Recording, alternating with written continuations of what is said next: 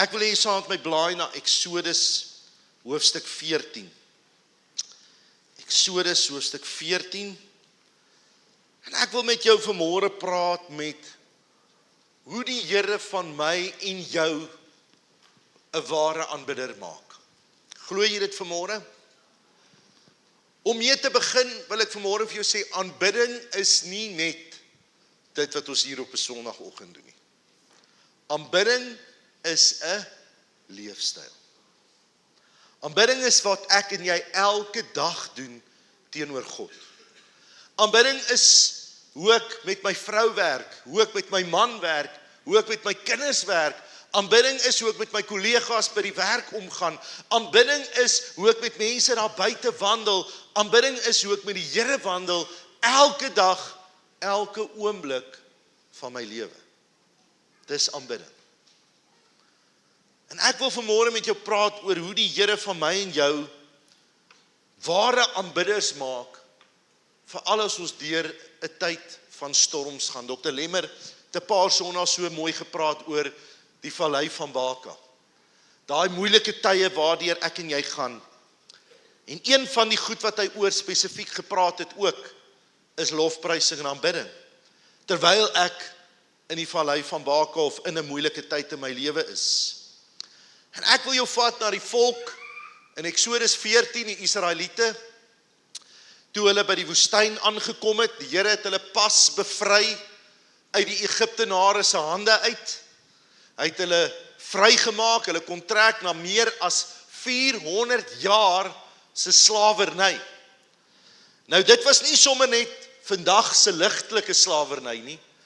As jy nou al so 'n bietjie Prince of Egypt gekyk het en jy het al so 'n bietjie ander flieks oor Moses gekyk, dan het jy 'n prentjie gevorm van wat die tipe slawewerk is wat die Israeliete gedoen het.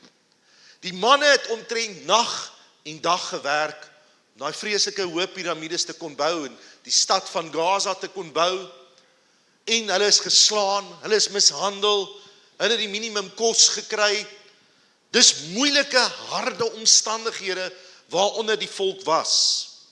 Hulle het so ampertjies begin vergeet eintlik van die Here.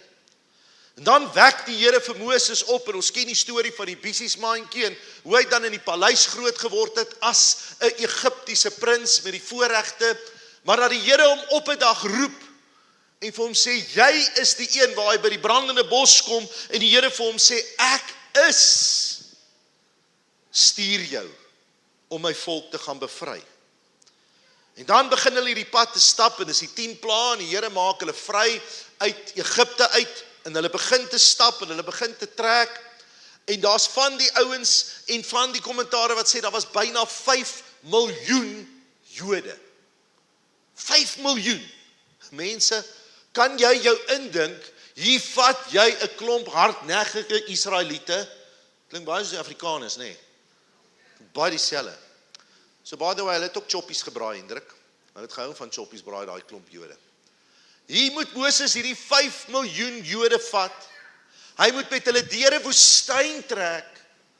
Hoe kry julle georganiseer? Hoe hoor hulle wat hy sê? Daar was nie WhatsApps nie, daar was nie SMS'e nie, daar was nie Instagram nie, maar was nie Facebook nie. Hy kon nie vinnig 'n boodskap stuur en sê die agterste ou moet hoor nie. Hoe het al hierdie dinge gebeur?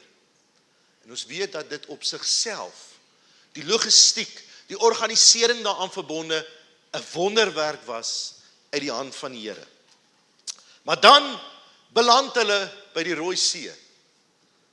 Hulle kom by 'n plek waar hulle sê, maar die Here het ons dan nou vrygemaak, ons het uit die Egiptenaar se hand uitgekom, net om by die Rooi See dan te kom en daar te sterf.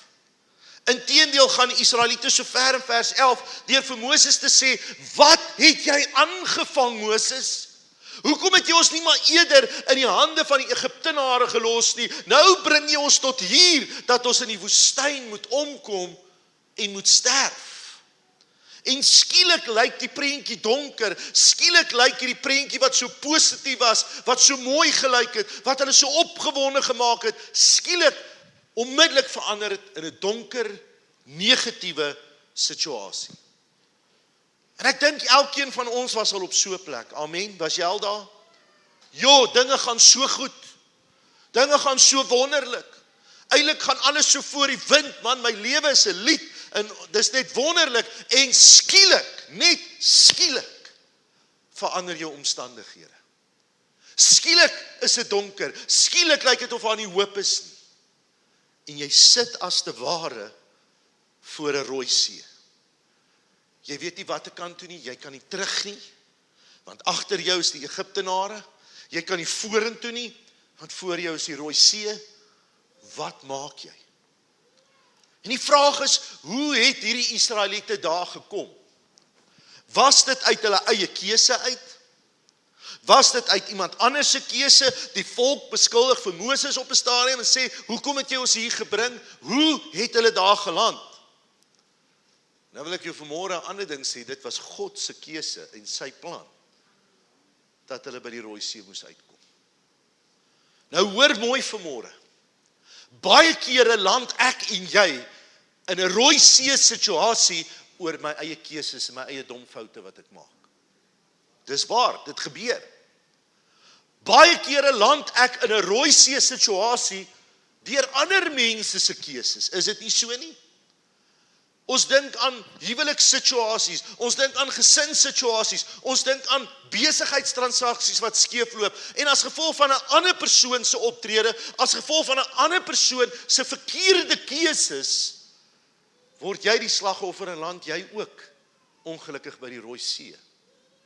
Maar dan is daar tye wat God my en jou doelbewus lei na 'n Rooi See situasie. Want hy wil van ons 'n beter aanbidder maak. Hy wil van my 'n sterker persoon maak. Hy wil hê dat ek hom meer sal vertrou in my eie lewe. Hoekom moes hulle Rooi See toe? Hoekom het die Here hulle daarheen gelei? In die eerste plek moes hulle die oorwinning oor die vyand behaal.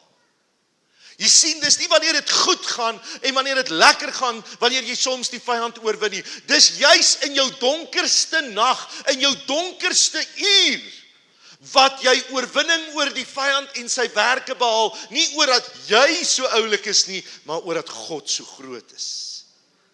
En omdat hy alleen dan die eer vir dit kan kry. Want hoor mooi, God het eintlik reeds die oorwinning behaal. Hy het aan die kruis uitgeroep, tetelestai, dis volbring, en daarom veg ek en jy nie meer vir oorwinning nie. Ons is meer as oorwinnaars, en om meer as 'n oorwinnaar te wees, beteken vanmôre, ek en jy as bloedgewaste kind van God, veg uit oorwinning uit. Want die oorwinning is reeds behaal. Ek hoef net te staan in die oorwinning van Jesus Christus. Hoekom het hulle nog by die Rooi See opgedaag? God wou homself onder die volk en onder die Egiptenare verheerlik. Hoor wat sê Eksodus 14 vers 4. Hy sê die volgende: ek sal my mag laat geld teen hom, dis Farao, en sy leer. Dan sal Egipte besef dat ek die Here is. Soms kom ek en jy by 'n Rooi See, sodat ander mense God se almag en heerlikheid in my lewe geopenbaar kan sien. Sodat God in en deur my en jou lewe verheerlik kan word, sodat die wêreld kan sien wie God is. Deur my Rooi See situasie. Hoekom moes hulle nog by die Rooi See uitkom? Hulle moes leer om waaragtig te glo en te vertrou in die Here. Want toe hulle by daai Rooi See kom en hulle besef hulle het nêrens heen om te gaan nie, het hulle net die Here gehad om op te vertrou. En te glo God sal en hy gaan vir ons 'n weg maak. Jy sien, baie keer sit ek en jy in 'n situasie en ons het geen oplossing nie, ons het geen uitkoms nie, ons weet nie watter kant toe nie, ons het nie raad nie. En dan het ek en jy nodig om God te vat op sy woord en absoluut op hom te vertrou en te weet dat ek weet, God sal die weg vir my maak. Hoe hy dit gaan doen, wanneer hy dit gaan doen, dis God se plan. Ek moet net op hom vertrou en weet, sy tyd is perfek. In due season, God will make a way. En sy tyd is perfek. Wat het die Israeliete gedoen toe hulle by die Rooi See kom? En dit is vir my so mooi. Nommer 1 het hulle na die Here geroep. Was jy al op 'n plek in jou lewe waar jy so teen die grond geslaan is, waar jy so desperaat is, laat jy amper nie eens kan bid nie, en jy net kan sê, Here, sien my raak. Here, waar is U? Here, hoor my. Sien my omstandighede. Help my. Hulle het geroep na God, en hulle was in sy teenwoordigheid besig, en ek wil vanmôre vir jou vra, wie se stem antwoord jy in jou lewe? Jy sien, want terwyl hulle na God geroep het hulle die vyand se stem nie agtergehoor, alhoewel die wolkkolom tussen hulle en die Egiptenare ingeskuif het, en hulle mekaar nie kon sien nie, en daar 'n storm die heel nag gewoed het, soos wat die wind gewaai het en die see begin oopkloof het, kon hulle die vyand hoor, en ek is seker dat die Egiptenare geskree het, ons gaan julle kry, julle sal nie wegkom nie, julle God gaan julle nie red nie, dis verby met julle. En daar moes 'n onstuimigheid in hulle hart gekom het, daar moes twyfeling dalk gekom het. En die vraag vanmôre is, wie se stem voed jy vanmôre in jou lewe? Voed jy die vyand se stem? Voed jy ander mense se stemme? Want ek is seker dat Moses op daai stadium ook begin twyfel het, want die volk het dinge na hom toe begin gooi, beskuldigings na hom toe gegooi. Hoekom bring jy ons hierheen? En Moses moes verward dalk gewees het. Maar Moses kies om God se stem die ereplek in sy lewe te gee. Moses kies om te sê, ek glo eerder die Here, en ek gee eerder ag op sy stem as 5 miljoen Jode. Dis nie maklik nie. Dis nie maklik as jy in 'n situasie is waarin God met jou praat, maar almal hier om jou sê vir jou ander goed. Almal hier om jou sê vir jou, jy's mal, jy gaan dit nie maak nie, en jy moet kies om teen almal te draai en te sê, ek kies om God se stem te hoor en sy stem te volg. Ek kies om ag te gee op wat sy woord oor my lewe sê. It's not easy. Dis maklik om saam met die stroom te gaan, maar dit is nie so maklik om teen die stroom te gaan nie. Ek wil vanmôre vir jou sê, en dit was nogal vir my so 'n tipe van 'n openbaringkie toe ek het gaan soek en kyk, wat beteken die woord FM? Ek onthou ons het dit in fisika gedoen. Nou FM beteken in Engels frequency modulation. En AM is amplitude modulation. Nou as jy 'n radio instel, op wat stel ons hom gewoonlik in? Op FM. AM kan baie verder en langer kilometers opvang, maar hy's nie so suiwer nie, waar FM is 'n baie suiwer frekwensie, en FM kan homself deur obstacles, geboue, wat dit ook al mag wees, kan FM hom laat gaan. En dit laat dink my so vanmôre, ek en jy het nodig om uit die AM frekwensie van die vyand se stem te kom, en op die FM frekwensie van die Heilige Gees te begin kom. Want die Gees van God woon in ons, sy stem is helder, sy stem is suiwer, sy stem breek deur elke obstakel, deur elke ding wat wil keer, dat ek by God uitkom, waar die vyand my wil keer, waar die vyand se stem verwarring saai, is die Gees van God se stem suiwer. So get out of the AM and get to the FM of the Holy Spirit. En laat toe dat God se stem met jou praat. En luister en gee ag. Asaf skryf in Psalm 73 vers 17 en hy redeneer en hy skwaad vir die Here en daar's dinge wat hy nie verstaan nie, maar hy sê totdat ek in sy heiligdom ingegaan het, tot ek in God se teenwoordigheid gekom het, tot ek aan sy voete gaan lê het God vir my vrede gegee, het hy vir my antwoorde gegee, het ek die versekering gekry wat my toekoms in Christus is. Bly in sy teenwoordigheid. Jeremia 33 vers 3 sê, roep my aan in die dag van benoudheid. En dan wat sê hy? En ek sal jou antwoord. Ek sal vir jou vertel van groot en onverstaanbare dinge. Roep God aan. Dan wil ek vanmôre vir jou sê, het ek en jy nodig om op te hou murmureer en kla. Wat is die plain kom in Afrikaans? Hou op mou.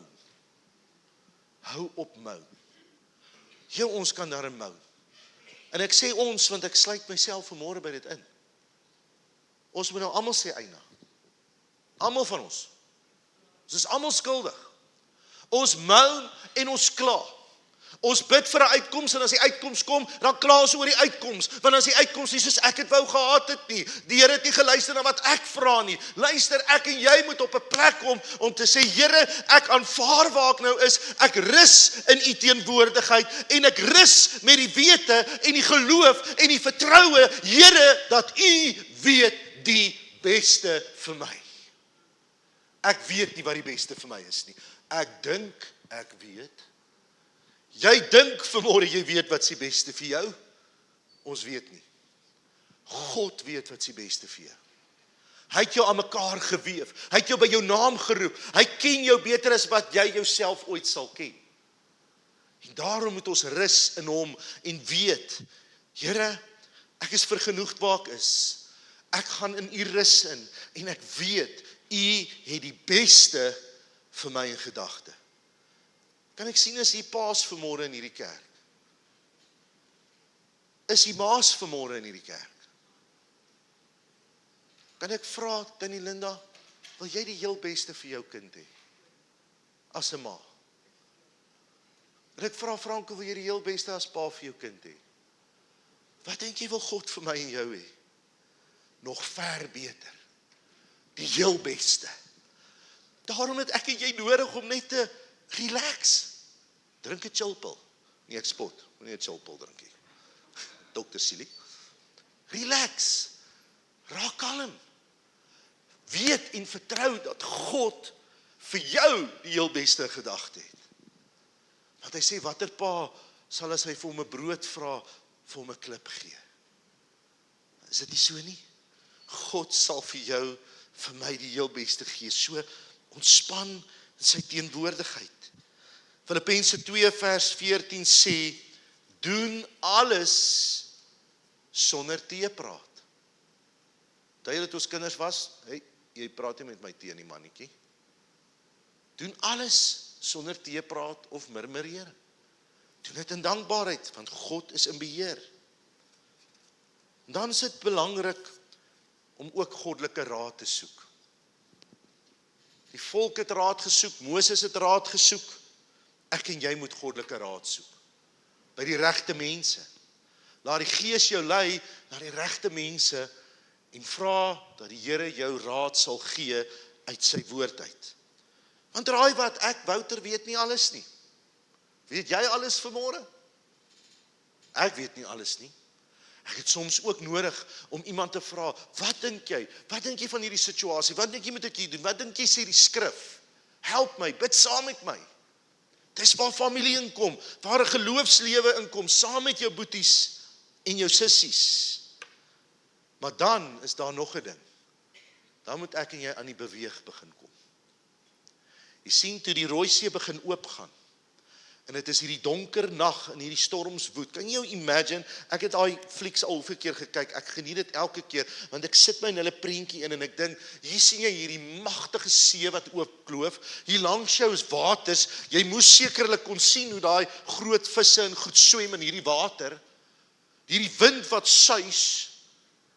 En nou moet jy begin stap. Jy moet nou deurstap. Wie sê hierdie water gaan nie nou terugkom nie? Wie sê nie dit of dat of sis of so nie? Maar hierdie volk moes geloof neem, hulle moes die eerste tree gee en toe Moses die kierie slaan, moes hulle begin stap. Hulle moes aksie neem en stap in geloof. En dit kos dat ek en jy baie keer moet sê, Here, nou het ek gebid, Here, ek vertrou, ek is in die rus, ek is in die teenwoordigheid, Here, ek het dankbaarheid, ek gaan nie kla nie, ek gaan nie mou nie, Here, nou het ek die antwoord, nou gaan ek in geloof begin optree, en ek gaan loop, en ek gaan stap, en ek gaan doen wat U van my vra, en wat die woord vir my sê. Baie van ons sit en wag, dat iets moet gebeur. Ons praat nou daaroor die uitdrukking van mense wat werk soek. Pastoor, bid vir my, ek soek werk. Ja, broer, ek gaan saam met jou bid. Maar het jy al iets gedoen, het jy jou CV al begin ingee? Nee, pastoor, ek vertrou mos die Here. My genade, bring jou kant ook. Laat jou voetjies begin raas en gee CV's in en gaan soek werk en doen menslik van jou kant af wat jy moet en dan vertrou ons die Here dat hy jou na die regte plek toe sal lei en die deur op die regte tyd sal oopmaak. Maar ons moet ook in geloof begin stap en loop en optree en doen wat God van my en jou vra. Ons kan nie net wag dat dinge net gebeur nie. Gee geloofstree. Jakobus 4 vers 8 sê, nader tot God en hy sal tot julle nader. Weet jy wat vir my nog 'n wonderlike ding van die Israeliete? Ons lees in Eksodus 12 dat toe God sê julle kan nou gaan. Toe stuur hy hulle terug en hy sê gaan eis by die Egiptenare terug. Goud, silwer, klere. Dit wat hulle oor die 400 jaar van julle gesteel het, gaan eis dit terug. Sien, vanmôre sit hier baie van julle, en ek het dit al voorheen ook gesê, wie se vrede en wie se vreugde gesteel is deur die vyand. Jy het dit toegelaat dat die vyand dit by jou steel. Maar vanmôre is dit payback time. Dis vanmôre nodig dat jy weer sal sê, Here, ek eis my vrede terug, ek eis my vreugde terug, en ek gaan in U rus in, want U het reeds die oorwinning vir my behaal.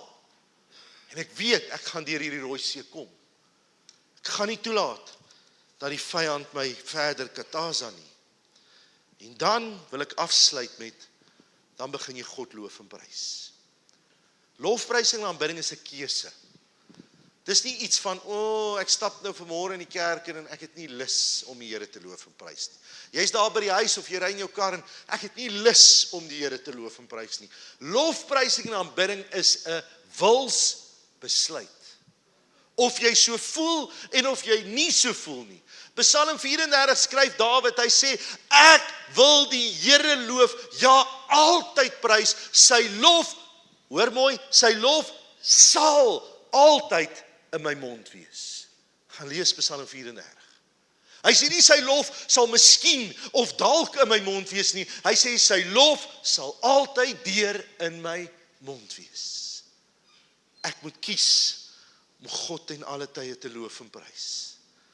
Ek wil vir jou sê, in die tye wat ek die minste lus gehad het om die Here te loof, in die tye wat ek teen die grond was, wat ek geen krag het nie, en ek neem die besluit, en ek begin, en ek loof die Here, en ek prys hom, en ek aanbid hom, begin hy my gees opbou, hy begin my gees verkoop, en ek stap daaruit as 'n reus in die Here.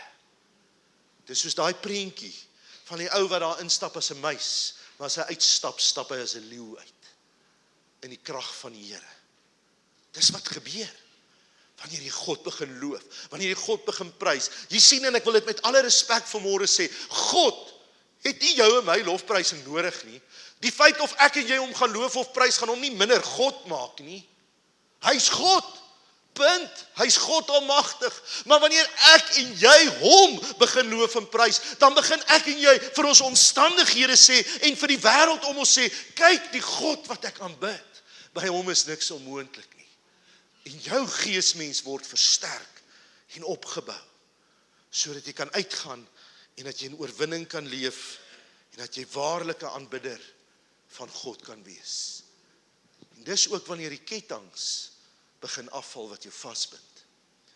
Sien, baie van ons het soveel kettinge wat ons vashou, kettinge van die verlede, kettinge van verslawing, kettinge van sonde, kettinge van bitterheid, kettinge van seer, van pyn, wat ons vashou.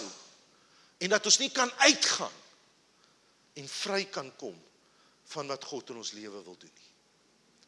Maar wanneer jy God begin loof en jy prys hom en jy kom in sy teenwoordigheid, dan begin die kettinge afbreek. En ek wil jou vanmôre uitnooi om God se teenwoordigheid te kom en te sê, Here, hier is ek. Ek's vanmôre by 'n rooi see. Maar Here, ek wil hier uitkom as 'n ware aanbidder. Ek wil hier wegstap vanmôre en ek wil weet, my kettinge is gebreek. Ek wil hier wegstap en weet, Here, ek het vrede en ek het vertroue in U, Here. Ek wil hier wegstap vanmôre in U rus en weet ek is waarlik 'n aanbidder. Baie dankie dat jy ingeskakel het op ons regstreekse uitsending. Indien jy enige vrae of gebedsversoeke het, is jy welkom om die volgende nommers op hierdie skerm te kontak. Ons wil jou graag bedien in hierdie tyd na die beste van ons vermoë. Jy is ook welkom om te saai in hierdie bediening op die volgende maniere, deur middel van SnapScan of EFT. Ons waardeer elke bydrae en spreek die Here se rykste seën uit oor jou en jou gesin.